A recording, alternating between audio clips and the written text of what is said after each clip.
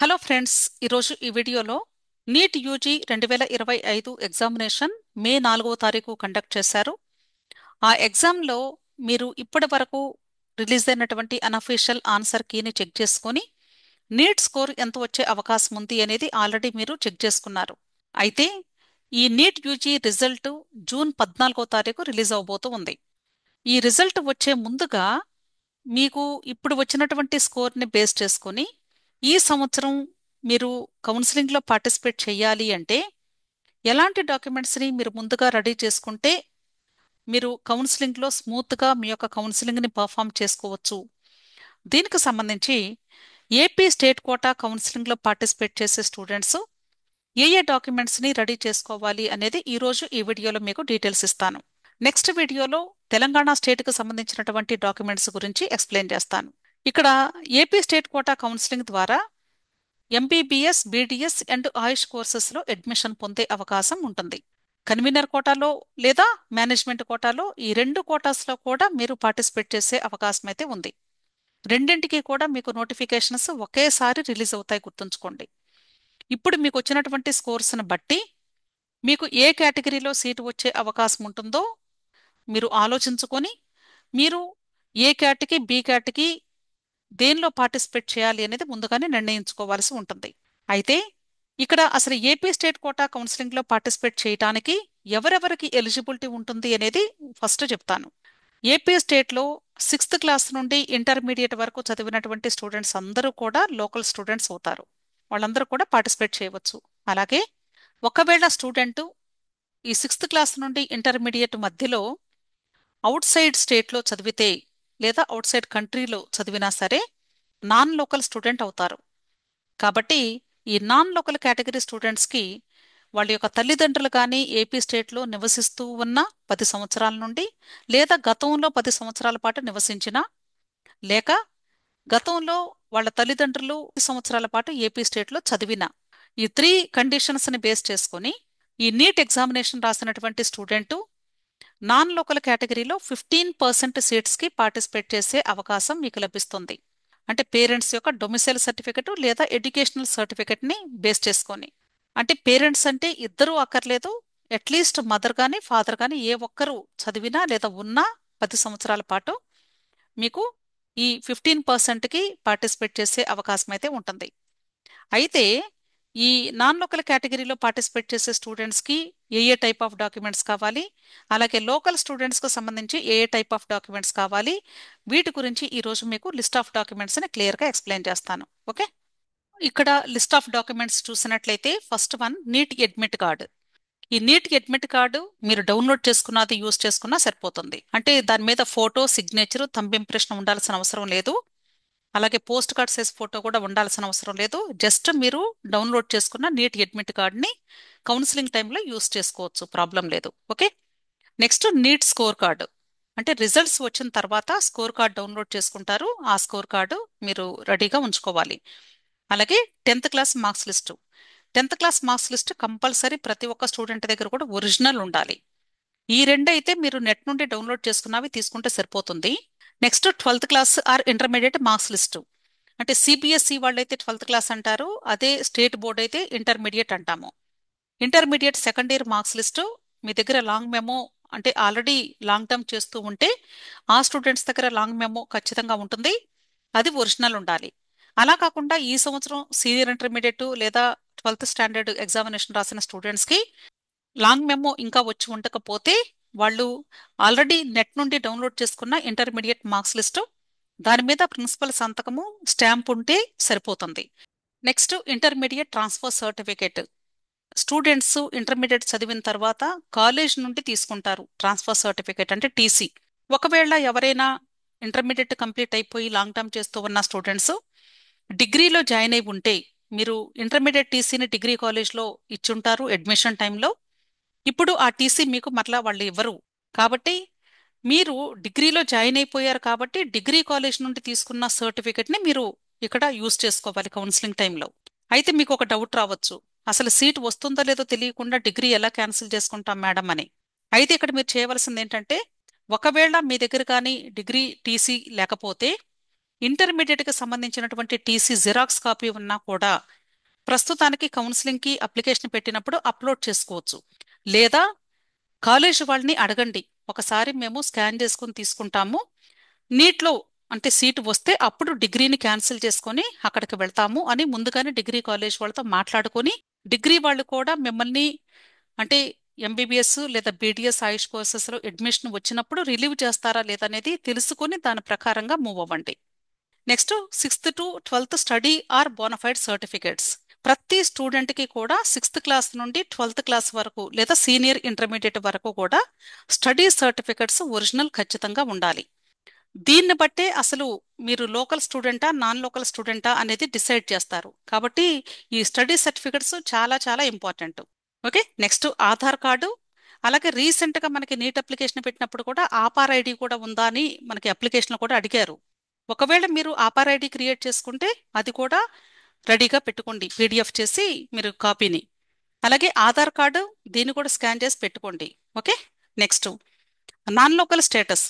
Non local status ఎవరికి వర్తిస్తుంది అంటే ఎవరైతే స్టూడెంట్ ఏపీ స్టేట్లో కాకుండా 6th నుండి ఇంటర్మీడియట్ మధ్యలో అంటే అవుట్ సైడ్ స్టేట్ లేదా అవుట్ సైడ్ కంట్రీలో చదివారో వాళ్ళ తల్లిదండ్రుల యొక్క డొమిసైల్ని బేస్ చేసుకొని లేదా వాళ్ళ యొక్క స్టడీ సర్టిఫికెట్స్ని బేస్ చేసుకొని 10 yearsకి అప్పుడు మీకు నాన్ లోకల్ స్టేటస్లో 15% సీట్స్కి ఎలిజిబిలిటీ ఇస్తారు అని చెప్పాను. సో దానికి సంబంధించి పేరెంట్స్ యొక్క డొమిసైలు లేదా రెసిడెన్షియల్ సర్టిఫికెట్, అంటే డొమిసైల్ అనొచ్చు లేదా రెసిడెన్షియల్ సర్టిఫికెట్, రెండు కూడా పేర్లు ఒకటే, అది 10 సంవత్సరాలకి తీసుకోవాలి. అలాగే స్టడీ సర్టిఫికెట్స్ కూడా 10 సంవత్సరాలకి తీసుకోవాలి. Next latest caste certificate. అంటే ఇంతకు ముందు అయితే మనకి BC ABCDE SC ST category స్టూడెంట్స్కి అంటే పర్మనెంట్ క్యాస్ట్ సర్టిఫికెట్ అనేవాళ్ళు. కానీ ఇప్పుడు గవర్నమెంట్స్ మారుతూ ఉన్నాయి కాబట్టి ఎవ్రీ 5 yearsకి వీళ్ళు యాక్సెప్ట్ చేయట్లేదు. కౌన్సిలింగ్ టైంలో చాలా ఇబ్బంది పెట్టారు last year. So latest caste certificate ఉంటేనే యాక్సెప్ట్ చేస్తాము అన్నారు. అందుకనే మీరు వీలైతే లేటెస్ట్ క్యాస్ట్ సర్టిఫికెట్ తీసుకోండి. Next latest income certificate. Income certificate కూడా లేటెస్ట్గా అంటే ఇప్పుడు ఈ మధ్య కాలంలో తీసుకున్నటువంటి సర్టిఫికెట్ మీ దగ్గర ఉండాలి. అట్లీస్ట్ 3 months బిఫోర్ అన్నా మీరు తీసుకున్న సర్టిఫికెట్ అయి ఉంటే మంచిది. Okay, next EWS certificate on or after 1/4/2025. EWS certificate కేవలము ఏప్రిల్ 1 ఆ తర్వాత మాత్రమే తీసుకున్నటువంటి సర్టిఫికెట్ అయి ఉండాలి. నెక్స్ట్ ఓబీసీ ఎన్సిఎల్ సర్టిఫికెట్, ఇది కూడా అంతేనండి, ఏప్రిల్ 1 2025 లేదా ఆ తర్వాత తీసుకున్నటువంటి సర్టిఫికెట్ అయి ఉండాలి. ఎవరికైతే సంవత్సర ఆదాయము 8 లక్షల కంటే తక్కువ ఉంటుందో వాళ్ళు మాత్రమే ఈ 2 కేటగిరీస్లో సర్టిఫికెట్ పొందగలుగుతారు. అంతేకాదు ఇంకొక విషయం ఏంటంటే ఇక్కడ ఓబీసీ ఎన్సిఎల్ తీసుకుంటే మీరు ఇది కేవలము ఆల్ ఇండియా కోటా కౌన్సిలింగ్కి మాత్రమే యూజ్ చేసుకుంటారు. స్టేట్ కోటా కౌన్సిలింగ్లో మనకి ఓబీసీ ఎన్సిఎల్ సర్టిఫికెట్ అక్కర్లేదు. కాకపోతే ఈ స్టేట్ కోటా కౌన్సిలింగ్లో పార్టిసిపేట్ చేసే స్టూడెంట్స్ చాలా మంది కూడా ఆల్ ఇండియా కోటాలో కూడా అప్లై చేసుకుంటారు కాబట్టి నేను ఇక్కడ ఈ సర్టిఫికెట్ని కూడా మీకు చెప్తూ ఉన్నాను. నేను ఆల్ ఇండియా కోటాలో పార్టిసిపేట్ చేయను మేడం, నాకు అక్కర్లేదు అంటే వాళ్ళకి ఓబీసీ ఎన్సిఎల్ సర్టిఫికెట్ కంపల్సరీ ఏమీ కాదు, అక్కర్లేదు, తీసుకోవాల్సిన అవసరం కూడా లేదు. Clear. Next Muslim minority certificate if applicable అన్నాను. ముస్లిం మైనారిటీ కేటగిరీ స్టూడెంట్స్ ఎవరైతే ఉన్నారో వాళ్ళు ఖచ్చితంగా మైనారిటీ డిపార్ట్మెంట్ నుండి సర్టిఫికెట్ తీసుకుంటేనే, ఎందుకంటే ముస్లిం మైనారిటీ కాలేజెస్లో కేవలము ముస్లిం మైనారిటీ స్టూడెంట్స్కి మాత్రమే ఎలిజిబిలిటీ ఉంటుంది కాబట్టి ఈ సర్టిఫికెట్ వల్ల కొంత కట్ ఆఫ్ అనేది మీకు తగ్గే అవకాశం ఉంటుంది, సీట్ వచ్చే అవకాశాలు ఎక్కువగా ఉంటాయి. అందుకని ముస్లిం మైనారిటీ సర్టిఫికెట్ ఎవరికైనా ఎలిజిబిలిటీ ఉంటే తప్పనిసరిగా తీసుకోండి. Okay, next gap certificate from coaching institute. అంటే ఒకవేళ లాంగ్ టర్మ్ చేసినటువంటి స్టూడెంట్స్ ఎవరైతే ఉంటారో వాళ్ళు మీరు లాంగ్ టర్మ్ కోచింగ్ ఎక్కడైతే తీసుకున్నారో ఆ కాలేజ్ నుండి గ్యాప్ సర్టిఫికెట్ తీసుకోవాలి. ఒకవేళ మీరు సెల్ఫ్ స్టడీ చేశారనుకోండి, సెల్ఫ్ స్టడీ అయితే మీరు చెప్పండి జాయినింగ్ అప్పుడు, మేము సెల్ఫ్ స్టడీ చేశాము ఇంట్లోనే కూర్చొని చదువుకున్నాము అని. ఏపీ స్టేట్లో అయితే గ్యాప్ సర్టిఫికేట్ గురించి అయితే పెద్దగా ఇబ్బంది పెట్టడం లేదు కాబట్టి ప్రాబ్లం లేదు. Okay, next పీడబ్ల్యూబీడి disability certificate. ఎవరైతే పిహెచ్ కేటగిరీ స్టూడెంట్స్ ఉన్నారో వాళ్ళు డిజబిలిటీ సర్టిఫికెట్ మీకు స్టేట్ గవర్నమెంట్ వాళ్ళు ఇచ్చినటువంటి సర్టిఫికెట్ బేస్ చేసుకొని ఫస్ట్ అప్లికేషన్ పెడతారు. ఆ తర్వాత యూనివర్సిటీ మెడికల్ కౌన్సిల్ వాళ్ళు మిమ్మల్ని మరలా ఫిజికల్ ఎగ్జామినేషన్ చేసి మీకు ఒక మెడికల్ సర్టిఫికెట్ ఇస్తారు. ఆ సర్టిఫికెట్ని బేస్ చేసుకొని మాత్రమే మీకు కౌన్సిలింగ్లో సీట్ అలాట్మెంట్ అవుతుంది. సో ఫస్ట్ మీరు యూజ్ చేసేటువంటి సర్టిఫికెట్ మీరు మీ దగ్గర ఉన్నటువంటి సర్టిఫికేట్ ఖచ్చితంగా మీరు మెడికల్ కౌన్సిల్ దగ్గరికి మీరు ఫిజికల్ ఎగ్జామినేషన్కి వెళ్ళినప్పుడు చూపించాలి. దాన్ని వాళ్ళు చెక్ చేసి ఇచ్చినటువంటి సర్టిఫికేట్ని మాత్రమే కౌన్సిలింగ్ టైంలో మీరు అప్లోడ్ చేస్తారు. అప్లోడ్ చేసినటువంటి డేటాని బేస్ చేసుకొని మీకు సిటీ అలాట్మెంట్ ఇస్తారు. అర్థమైంది కదా? Next NCC, sports, scouts and guides, cap, PMC, Anglo Indian certificates if applicable. ఈ కేటగిరీలో ఎవరైనా స్టూడెంట్స్ ఉంటే వాళ్ళు, మీరు ఏ కేటగిరీలో పార్టిసిపేట్ చేస్తూ ఉంటే ఆ కేటగిరీలో సర్టిఫికెట్స్ అన్నింటికీ కూడా ఒరిజినల్ సర్టిఫికెట్ ఉందా లేదనేది చూసుకోండి. సో ఈ డాక్యుమెంట్స్కి సంబంధించినటువంటి సపోర్టింగ్ మెడల్స్, షీల్డ్స్ ఏదైనా ఉంటే వాటిని కూడా మీరు ప్రిపేర్డ్గా పెట్టుకోండి. అవి కూడా స్కాన్ చేసి ఫొటోస్ తీసి పీడిఎఫ్ చేసి పెట్టుకోండి. ఈ సర్టిఫికెట్స్కి వచ్చేటువంటి మార్క్స్ ప్లస్ నీట్ స్కోర్ రెండు కలిపి మీకు సిటీ అలాట్మెంట్ ఇస్తారు. కాబట్టి మీరు మీరు ఏ కేటగిరీలో పార్టిసిపేట్ చేస్తూ ఉంటే దానికి రిలివెంట్గా ఉన్న ప్రతి ఒక్కటి కూడా రెడీ చేసుకోండి. Okay. Next equivalence certificate from BIE AP if 12th or inter studied outside AP or TS అన్నాను. ఇది ఎవరైతే ఇంటర్మీడియట్ లేదా 12th స్టాండర్డ్ ఏపీ లేదా తెలంగాణ స్టేట్స్ అంటే తెలుగు రాష్ట్రాల్లో కాకుండా బయట రాష్ట్రాల్లో లేదా బయట కంట్రీలో చదువుతారో ఆ స్టూడెంట్స్ బిఐఈ ఏపీ అంటే board of intermediate education AP ఈ అఫీషియల్ వెబ్సైట్లో ఈక్విలెన్స్ సర్టిఫికేట్కి అప్లై చేసుకోవాల్సి ఉంటుంది. ఈ ఈక్విలెన్స్ సర్టిఫికేట్కి అప్లై చేయాలి అంటే ఖచ్చితంగా మీ దగ్గర మైగ్రేషన్ సర్టిఫికేట్ కూడా ఉండాలి. మైగ్రేషన్ సర్టిఫికేట్ ఉంటేనే ఈక్విలెన్స్ సర్టిఫికేట్కి అప్లై చేసుకోవడానికి వీలుంటుంది, గుర్తుంచుకోండి. ఇది ఎవరైతే నాన్ లోకల్ కేటగిరీ స్టూడెంట్స్ ఉన్నారో వాళ్ళకి మాత్రమే వర్తించిద్ది ఈ ఈక్విలెన్స్ సర్టిఫికేట్. లోకల్ స్టూడెంట్స్కి అక్కర్లేదు. అర్థమైంది కదా? Next equivalence certificate from association of Indian universities New Delhi if 12th studied non CBSE and outside India అన్నాను. అంటే ఇండియాలో కాకుండా మీరు బయట కంట్రీలో కానీ చదువుంటే అక్కడ సిబిఎస్ఈ కాకుండా ఆ కంట్రీ సిలబస్ ప్రకారంగా కానీ మీరు చదువుకొని ఉంటే అప్పుడు ఖచ్చితంగా మీరు ఈక్విలెన్స్ సర్టిఫికెట్ని అసోసియేషన్ ఆఫ్ ఇండియన్ యూనివర్సిటీస్ నుండి తీసుకోవాల్సి ఉంటుంది. ఇది ఎలా తీసుకోవాలి అనేది నేను ఆల్రెడీ ఒక వీడియో చేశాను. దయచేసి ఆ వీడియోను చూసి మీరు జాగ్రత్తగా అప్లై చేసుకోండి. అయితే ఇక్కడ నేను ఈ 17th పాయింట్లో కూడా equivalence certificate from BIE AP if 12th or inter studied outside AP TS అన్నాను. అంటే ఇప్పుడు board of intermediate AP state నుండి కూడా ఒక ఈక్విలెన్స్ సర్టిఫికెట్ని తీసుకోవాలి. అంటే మీరు ఫారిన్ కంట్రీలో చదివినటువంటి చదువు ఇండియాలో ఉన్నటువంటి 12th స్టాండర్డ్కి ఈక్విలెంట్ అని చెప్పడానికి తీసుకునేటువంటిది 18వది. దీని తర్వాత ఏం చేయాలి?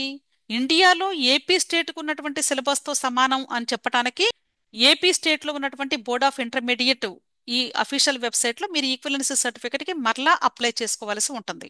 అర్థమైంది కదా? సో రెండు ఉంటాయి మీకు సర్టిఫికెట్స్ ఫారిన్ స్టూడెంట్స్కి. క్లియర్?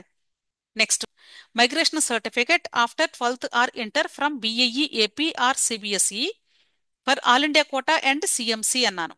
ఎవరైతే ఆల్ ఇండియా కోటా కౌన్సిలింగ్ ద్వారా అడ్మిషన్ పొందాలి అనుకుంటున్నారో నీట్ స్కోర్ని బేస్ చేసుకొని ఆ స్టూడెంట్స్ ఖచ్చితంగా మైగ్రేషన్ సర్టిఫికెట్కి అప్లై చేసుకోవాలి. ఈ మైగ్రేషన్ సర్టిఫికెట్ కేవలము 12th క్లాసు లేదా సీనియర్ ఇంటర్మీడియట్ తర్వాత మాత్రమే తీసుకోవాలి.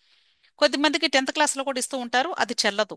కేవలము ఇంటర్మీడియట్ కంప్లీట్ అయిపోయిన తర్వాత తీసుకునే మైగ్రేషన్ సర్టిఫికెట్ ఇది కూడా board of intermediate education AP official website నుండి మాత్రమే తీసుకోవాలి. ఒకవేళ సిబిఎస్ఈ స్టూడెంట్ అయితే 12th క్లాస్ తర్వాత వాళ్ళు మీకు ఏ స్కూల్లో చదివారో లేదా ఏ కాలేజ్లో చదివారో 12th క్లాసు వాళ్ళు మైగ్రేషన్ సర్టిఫికెట్ మీకు ఇస్తారు. అది ఆల్ ఇండియా కోటా కౌన్సిలింగ్లో యూస్ చేసుకోవాలి.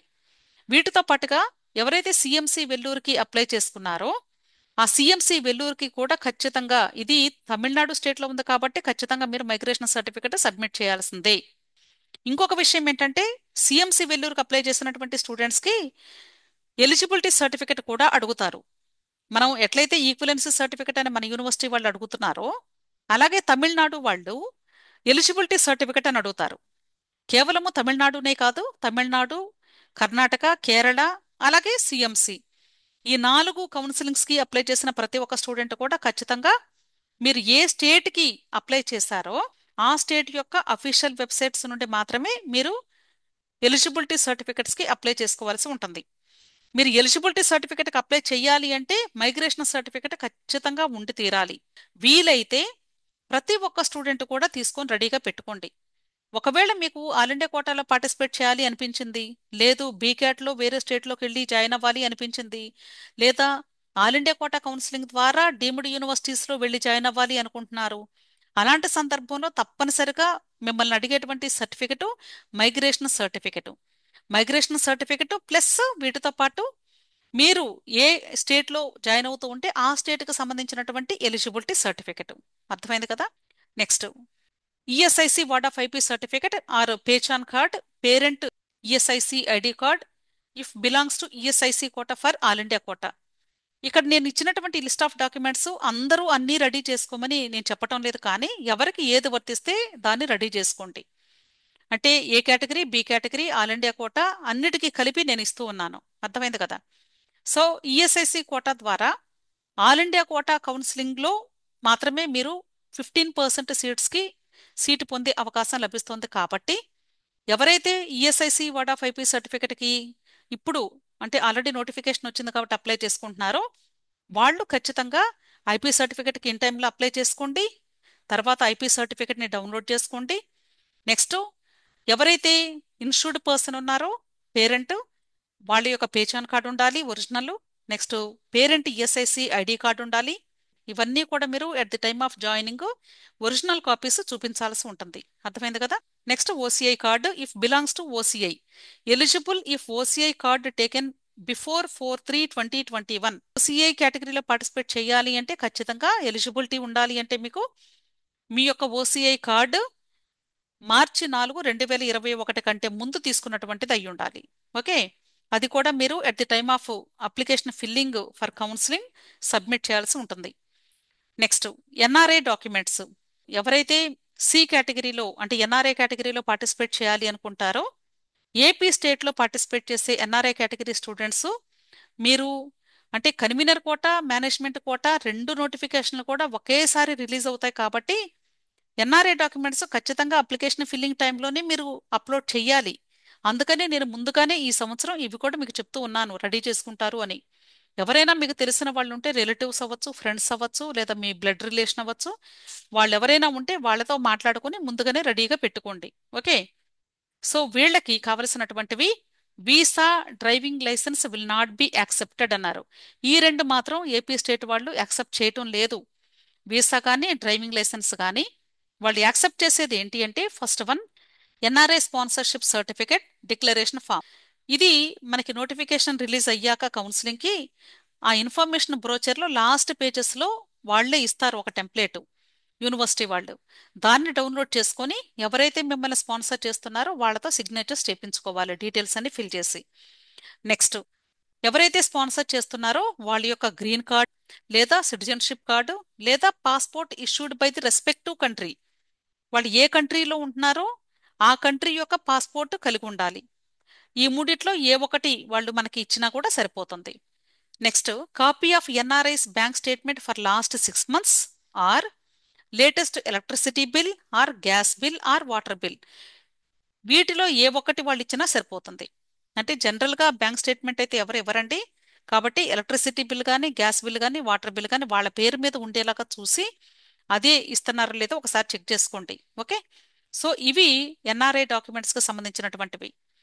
నెక్స్ట్ ప్రతి ఒక్కరు కూడా 100% మీరు ఏ కేటగిరీకి అప్లై చేస్తున్నా, ఏ కోర్స్కి అప్లై చేస్తూ ఉన్నా సరే passport size photograph NEET application అప్పుడు ఏది పెట్టారో అదే స్కాన్ చేసి జేపీజీ ఫార్మాట్లో రెడీగా పెట్టుకోండి. Next signature.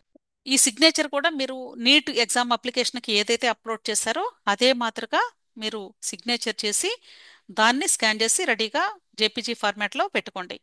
Next left thumb impression, ఇది కూడా అంతేనండి. అంటే ఎడమ చేతి బొట్టన వేలి ముద్ర, ఇది కూడా స్కాన్ చేసి పెట్టుకోవాలి. Next internet banking, debit card, credit card for online payments parents or student అన్నారు.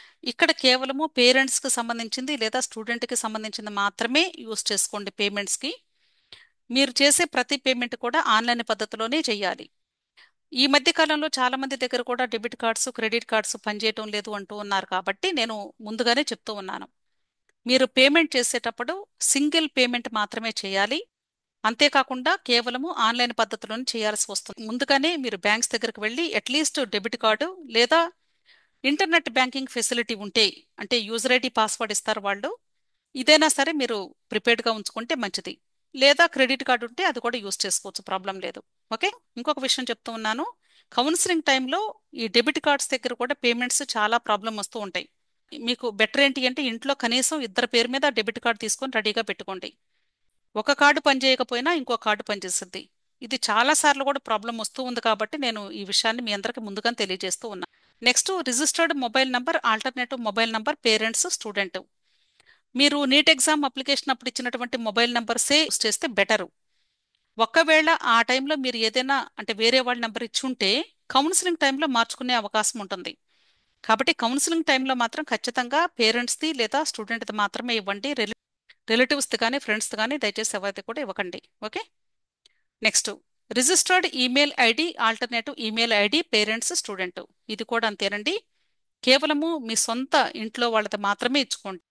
బయట వాళ్ళవి ఎవరి కూడా ఇవ్వద్దు. ఎవరైతే ఈ ఏపీ స్టేట్ కోటా కౌన్సిలింగ్ ద్వారా కౌన్సిలింగ్లో పార్టిసిపేట్ చేయబోతూ ఉన్నారో ఆ స్టూడెంట్స్ ప్రతి ఒక్కరు కూడా దయచేసి ఇప్పుడు ఇచ్చినటువంటి ఈ లిస్ట్ ఆఫ్ డాక్యుమెంట్స్ అన్నింటిలో కూడా మీకు సంబంధించిన ప్రతి ఒక్క డాక్యుమెంట్ని కూడా వాటికి ఒరిజినల్ ఉందా లేదనేది చెక్ చేసుకొని ఫైల్ ఒకటి కొనుక్కొని ఫైల్ని ప్రిపేర్ చేసుకోండి. ఒరిజినల్స్ అన్ని కూడా ఒక ఫోల్డర్లో పెట్టుకోండి. అలాగే జిరాక్స్ కాపీస్ కూడా మీరు ఒక ఫోల్డర్లో పెట్టుకోండి. ఫైల్ రెడీ అయిపోయిన తర్వాత మీ మొబైల్లో ప్లే స్టోర్లో డాక్ స్కానర్ కానీ క్యామ్ స్కానర్ కానీ పెట్టుకొని ఈ స్కానర్ యాప్స్తో మాత్రమే స్కాన్ చేసి ఒక పీడిఎఫ్ని చేసుకొని రెడీగా పెట్టుకోండి. అంతేగాని మీరు మీ మొబైల్ కెమెరా యూస్ చేసి స్కాన్ చేస్తే క్లారిటీ ఉండదు.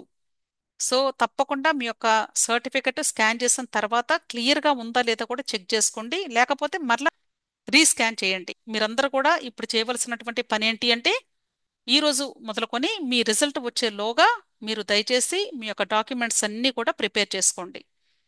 అంతేకాని రిజల్ట్ వచ్చాక అప్పుడు స్టార్ట్ చేద్దాము ముందే ఎందుకులే సెంటిమెంట్స్ ఇవన్నీ పెట్టుకోకుండా దయచేసి ముందుగా ప్రిపేర్ చేసుకుంటే మంచిది అని నా రిక్వెస్ట్.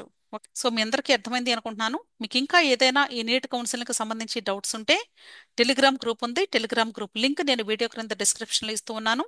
ఆ లింక్ని క్లిక్ చేసి గ్రూప్లో జాయిన్ అవ్వండి. అంతేకాదు, మీకు ఒకవేళ పెయిడ్ కౌన్సిలింగ్ కావాలి అనుకున్నట్లయితే అంటే టోటల్ అప్లికేషన్ ప్రాసెస్ దగ్గర నుండి మీరు కాలేజ్లో జాయిన్ అయ్యేంత వరకు total guidance and work provide చేయబడుతుంది. దానికి సంబంధించి ఇక్కడ ఇచ్చినటువంటి ఈ మొబైల్ నెంబర్లో మీరు నన్ను కాంటాక్ట్ చేయండి. విష్ ఆల్ ది బెస్ట్ అండి. వీడియో నచ్చితే లైక్ చేయండి, మీ ఫ్రెండ్స్ కూడా షేర్ చేయండి. అలాగే నా ఛానల్ని తప్పకుండా సబ్స్క్రైబ్ చేసుకోండి. Thank you.